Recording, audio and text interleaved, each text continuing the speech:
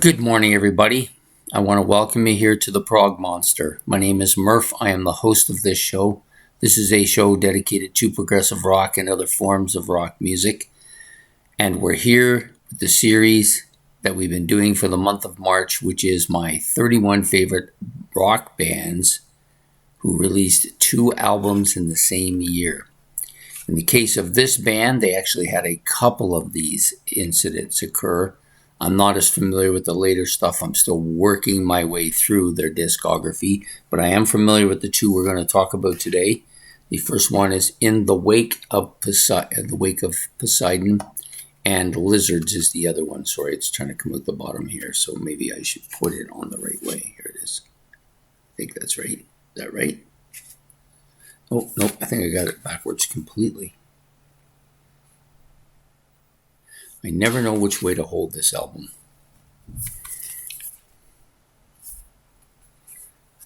Oh, there it is.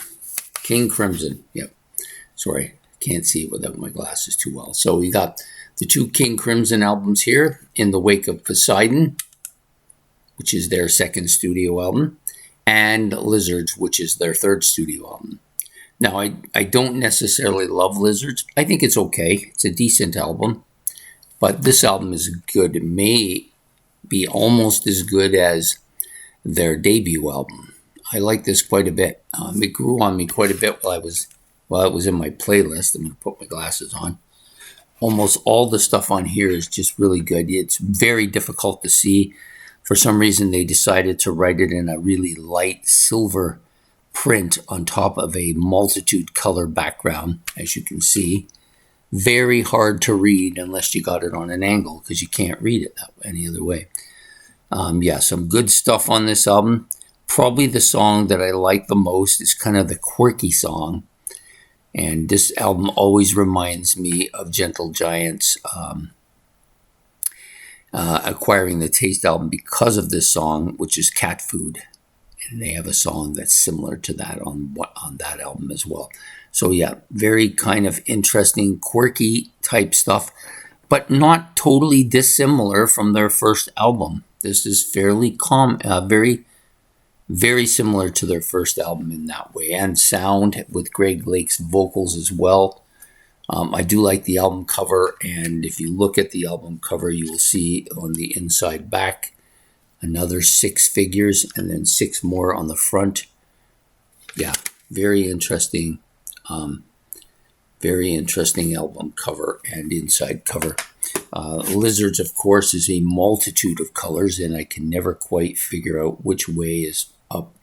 Okay, this is Crimson here, and then on the other side, if I'm incorrect, should say King. It's not really, oh yeah, there it is, like that. So you got King, there's the K, and then the other word, and then Crimson on the back side here. Yeah, very multiple colored album, very different. The album itself is kind of quirky, a little bit an outlier for me. I don't dislike any of the songs on here. They just were very, very hard to penetrate. But I had it on my playlist for probably 3 to 4 months, and so I gave it a good listen. And I kind of accepted it a bit.